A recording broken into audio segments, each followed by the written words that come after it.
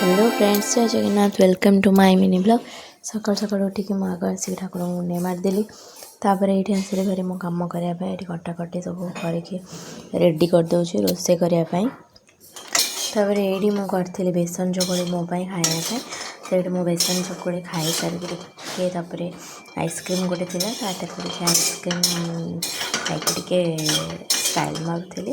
तापर ये आमर धनमणि खेल खेल चल मो सांगे ऊपर आसिक मो रोषेईबास सारिक ऊपर पड़े आसली। तो ये चलुची ये खरा बेलार खाइबार होता डालमा अंडा भुजिया आठी शाग आ भात।